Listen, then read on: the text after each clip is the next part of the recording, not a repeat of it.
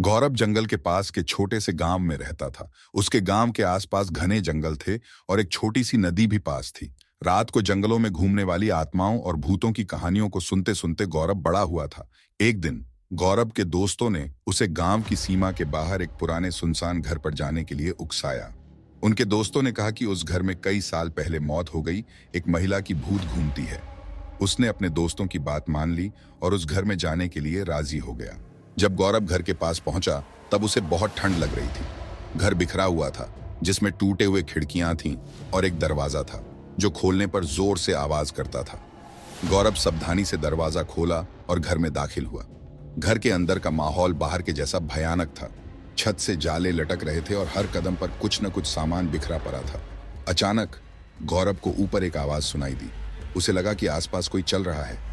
गौरव हिम्मत करके ऊपर गया और देखा, लंबी बाल वाली एक औरत सफेद साड़ी में उसकी तरफ आ रही है। गौरव डरकर भागने की कोशिश कर रहा था कि उस औरत की आत्मा ने उसका एक हाथ पकड़ लिया और गौरव से विनती करने लगा कि मेरी मदद करो। यह सुनकर गौरव चौंक गया। उस औरत ने कहा कि वह घरेलू हिंसा का शिकार हुई है और उसके पति ने उसकी हत्या करके इसी जंगल में दफना दिया है और तब से उसकी आत्मा इस घर में कैद हो गई है। यह सुनकर गौरव ने उस आत्मा की मदद करने का सोचा और उससे वादा किया कि वह उसे मुक्ति दिलाकर कर रहेगा। गौरव अपने दोस्तों की मदद से उस आत्मा की शरीर को ढूंढता है, जो कि उसे एक पेड़ के नीचे मिलता है। फिर गौरव पुलिस को यह सूचना देता है और पुलिस उस आत्मा के पति को गिरफ्तार करता है और कोर्ट उसे आजीवन कारावास की सजा सुनाता है। गौरव एक पंडित को लेकर उस घर में जाता है और पूजा पाठ करवाता है।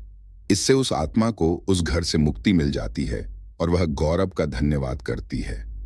गांव वाले सभी गौरव के इस कारनामे से प्रसन्न होते हैं और उसे इनाम देते हैं। उस दिन से गौरव को भूत और आत्माओं से डर लगना बंद हो जाता है।